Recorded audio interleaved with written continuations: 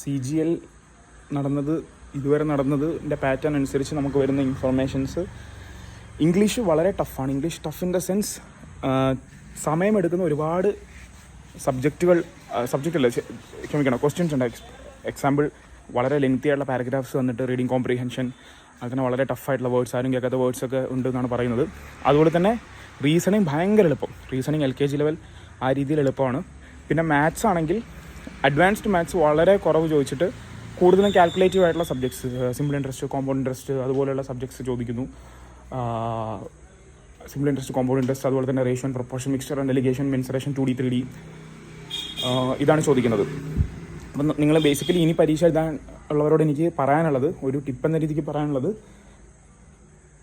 Major സമയം നിങ്ങളുടെ ഈറ്റപ്പ് ചെയ്യാൻ പോകുന്നത് മാത്സും ഇംഗ്ലീഷും ആയിരിക്കും. സോ അതനുസരിച്ച് നിങ്ങൾ നിങ്ങളുടെ സ്ട്രാറ്റജി പരീക്ഷയിൽ അപ്ലൈ ചെയ്യുക. റീസണിങ് എല്ലാവരും എഴുതും.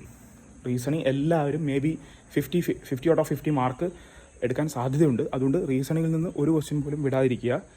അതേസമയം മാത്സും ഇംഗ്ലീഷും ടൈം ടേക്കപ്പ് ചെയ്യും. ഇത് നിങ്ങൾ മൈൻഡിൽ വെച്ചിട്ട് നിങ്ങളുടെ സ്ട്രാറ്റജി ഡിസൈൻ ചെയ്താൽ മാത്രമേ നിങ്ങൾക്ക് ഒരു ചാൻസ് ഉള്ളൂ ഈ പ്രാവശ്യം. ബിക്കോസ് ഈ ഒരു ഫാഷൻ അനുസരിച്ചിട്ട് എന്താണെങ്കിലും ഒരു 140, 160 ഇടയ്ക്ക് നിൽക്കും കട്ട് ഓഫ്. സോ അത് മനസ്സിൽ വെച്ചിട്ട് ഒരു I think more than 70 questions attempt ചെയ്യുക ഡീസൻ്റ് ആയിട്ടുള്ളൊരു ചാൻസിന് വേണ്ടിയിട്ട്. ഓക്കെ.